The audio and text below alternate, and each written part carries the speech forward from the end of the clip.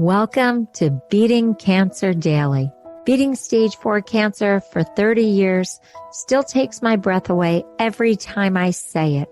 I'm Saranne, founder of the ComedyCures Foundation, and I hope you'll join me for just a few minutes daily for the next 365 days so we may laugh, learn, maybe cry a little as we live our best days beating cancer daily together. I have such a yummy surprise today. You might remember that I talked about Missy Hall, a comedian that works all over the country, but does ComedyCures programs too. And you may remember that I talked about a brilliant revelation she had about her breast cancer diagnosis. Well, I have Missy here today, and we're going to have a conversation that I think you'll find really fascinating about not only going through the cancer journey, but doing it with a comic perspective. Missy, welcome, welcome, welcome. Hello. Thank you so much for having me. I hope you know how much I love talking with you. This is awesome. Yeah, it's interesting because before you were ever diagnosed, it might even be 2 decades ago, definitely over a decade ago, you started doing ComedyCures programs for patients and caregivers live. And then, of course, when you were diagnosed, I know that I was one of the first phone calls, which is very common in the comedy world. When somebody in our field gets diagnosed, I get that phone call. And it was such an honor to be able to help you through the very beginnings of this. And you're doing great. You're keeping this so real, not only off stage and off social media, but really on stage too. So I want to talk to you about it. How come you can still be funny while going through cancer treatment? I think that's one of the reasons that I can absolutely get through cancer treatment, is instead of keeping this whole cancer thing in a separate box from my comedy, which is just my personality, I have to kind of invite it in. Plus, some of it has been truly funny. Things that I never thought that I would be able to laugh at when they showed up in my own life, I've laughed at. And then, in retrospect, I've been doing comedy at fundraisers for people going through breast cancer, for people going through all kinds of other cancer treatments. And now more than ever, it feels important for me to share that you can laugh through it. Because I want to interrupt you for 1 second, Sure. Because there are going to be people who don't know your style of comedy. Yes. So I just want to ground them in the fact that Missy really talks about relationships. She talks about her family. She talks about growing older. She really centers a lot of her humor on relatable daily life events. So integrating it on stage does feel like it would be very authentic because you really center your humor in an authentic place from your own life. Yes, that's a good point. If I were somebody doing political humor or something and then trying to fold this in, it might not work, but it would actually be very inauthentic for me to leave it out. I agree with you. And I was also going to say, you don't play a character. And I think a lot of people don't realize that there are character comedians where when you meet them off stage, they are totally nothing like the persona that they have on stage. And you're just so real.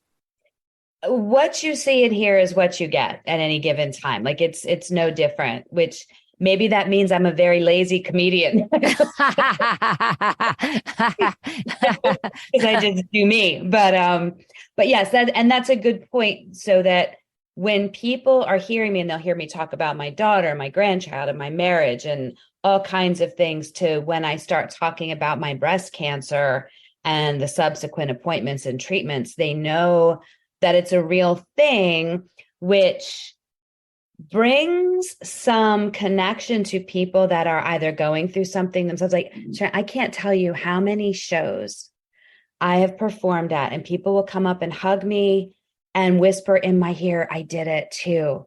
I'm 10 years out. You're going to be fine. And they'll give little hints. Or somebody will say, I've got my mammogram next week. Thank you for talking about this. There's so many different ways that I feel like in some little way I can support people. I have goosebumps based on what you're saying because anybody that is in the comedy world gets that affirmation at certain times in their career where people just come up and say, I lost my husband and I haven't laughed in 5 years and you made me laugh. And so just having this visceral reaction, like just hearing you say it and then imagining and feeling what that's felt like for myself in the past literally gave me goosebumps. It's so true. What you're saying is so true. I want to take you back to the minute you found out you had cancer. Are we okay going there? Absolutely. Okay. Yeah, and I think it's important because I think some of it's universal. Yeah. So when they told you, was there any part of your being that thought, I'm never going to be funny again, or I don't know how I'm going to do comedy with this news? I remember thinking that everything was different and that I was going to go from feeling fine to being very sick and not finding humor in anything. And it was funny because, when you go to a doctor's office, they ask you your occupation, and mine says comedian. And they would bring that up, and I couldn't even smile at it. My heart's hurting right now. Oh, my heart's hurting. And I remember, I got the phone call that the lumpectomy showed that it was invasive ductal cell carcinoma. I'm sorry. And I was with my daughter in a Target parking lot. So at that point, I hated Target, I hated comedy, and I just wanted to hole up. And then when I went to the surgeon's office after the lumpectomy, I can still remember, and I'm sure everybody feels this way. I didn't know what he was going to be telling me. And I can tell you about the carpet on the floor. I can tell you about the other people that came in the room. I can tell you that my husband looked teary-eyed, and I can tell you about filling out all the paperwork. But then a moment happened. I filled out all the paperwork. And I handed it to my husband. I'm like, can you just check through this? I'm so stressed. And he reads through, it's like 800 questions. And he says to me, Missy, honey, you can't leave this one blank. I don't care what you write, but it can't be blank. Guess which question I had left blank on the form? What question? Do you feel safe at home? Okay. So, at that moment, I was like, in my brain, I was like, that's going to be funny. It didn't feel funny then, but I'm like, keep a note of that. That's going to be funny. And that already I could feel that, okay, my brain is still taking notes.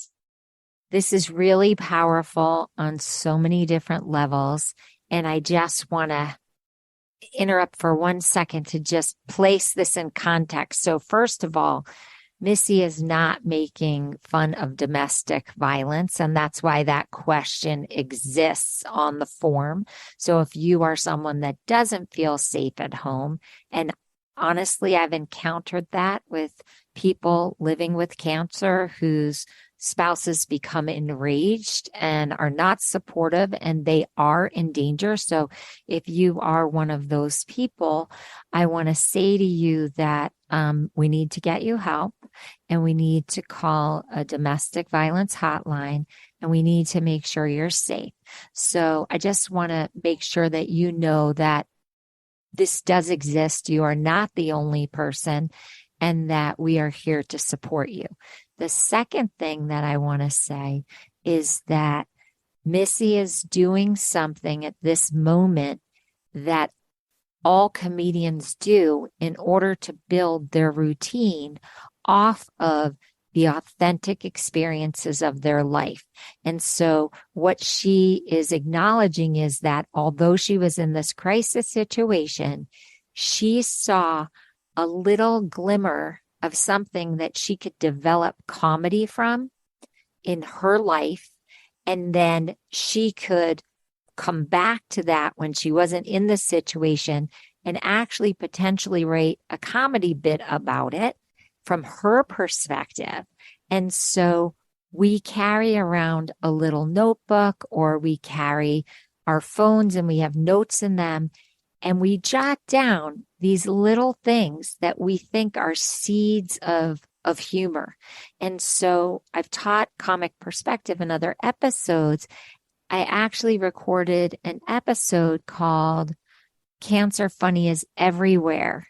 And that's exactly what Missy is talking about, that I said, make a list of the things that you're running across in your cancer journey. Just write them down. If they seem odd, they make you angry, you think they're funny.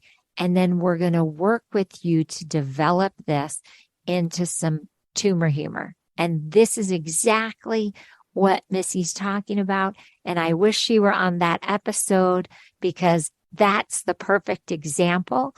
And now you're going to get to see the inner workings of a comedian's mind and how something can potentially develop into tumor humor or something humorous. And she might never perform it on stage, but it makes you think funny. And that's what we do at ComedyCures. We help you think funny, and that builds resilience. And then that helps you handle these moments in life that are very stressful, or just think more funny thoughts and have joy-filled moments in your own brain.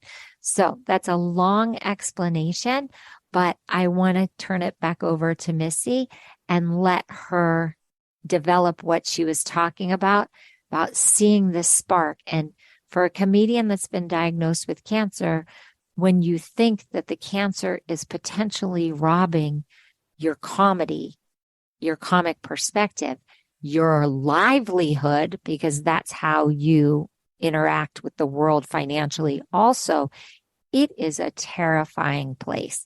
And to see that she got that little spark of, I could still think funny. This is so exciting for me. So go on, Missy. Sure. And absolutely. I know that question is a serious and important question. What I want the listener to visualize is I am 5'4" and my husband is 4'11". I'm not laughing at height No, discrepancies. but what I'm saying, and he's a comic too. So a lot of times we'll perform together. So if if I can do a bit about not being the least bit intimidated by him when they've seen him on stage, again, there's that funny thing that works for our relationship. But I was going to I'm like, in my bit, I can talk about, I do have a very, very overzealous labradoodle that can sometimes, so my brain went a little bit there. It didn't stay there. And this, I think, is important too. I didn't go right from devastated to this is all over to developing the humor. But that one moment, when this came up, I felt that I was like, I'm still in here. That little moment was this glimmer that I was still in me. And that makes me choke up a little bit now, because I felt gone. I felt uncertain. And my everything felt like there was a before Missy and an after Missy, and I was only 72 hours into it. And then when my brain had that little thing, I was like, not only am I thinking that I could have a funny, but clearly my brain thinks we're still going to get to do this. Oh, Missy, I'm crying, actually. I'm crying. I can totally be back in this moment and feel how terrifying that is, especially for a comedian. I've talked about Kyle Grooms before, and we've had him on ComedyCures programs. Kyle is a comedian who was diagnosed with brain cancer. And talk about thinking you will not be able to think funny ever again. And we'll do an episode with Kyle, of course, but anytime a comedian talks to me about this, I remember being in my house and watching Richard Pryor and Eddie Murphy and all of these comedians. And I remember not being able to laugh at comedy when I put the first comedy show in, and then forcing myself to laugh and then finding my laughter again. And that was just laughter. It wasn't even my comic perspective. I was leaning into other people's comedy the very first night I was diagnosed. And so I know how that feels. And it just, again, it's been decades and I'm still feeling that moment for you. Tell me when you first thought you could write again. When the surgeon looked at me in the face, he goes, "I'm sorry this is happening to you, but we can treat this. We can manage this." And those words, and I'm so blessed that I heard those words. I understand that not everybody gets to hear those words. And sometimes I'm almost afraid to say it out loud. I'm now so sensitive to how people can feel about this. I'm a lucky one. I got the words, "We can treat this, we can manage this." And that suddenly I was able to say, does this mean there's not going to be a parade of medical students in to come look at my chest every time I'm here? Like, I'm not going to be in your next textbook. He's like, no. I'm like, that's the best news I've ever gotten. I was like, okay, so that changed my mind from thinking I have to stop everything to maybe I can do some things while I'm doing this. And I don't mean things just in regard to comedy. I meant things of like, I don't know about you, but I even stopped caring what clothes I had or wore. I didn't, I looked at email from my favorite makeup companies and just deleted them because it was just like, what for, And that was the shift. That was the moment where I was able to let myself believe that I was going to be going through some things and this was going to change the way that I live my life, but it was not going to cancel out comedy. It was not going to cancel out joy. It also, I was like, maybe I'm not always going to have these nervous knots. Like maybe this is going to settle.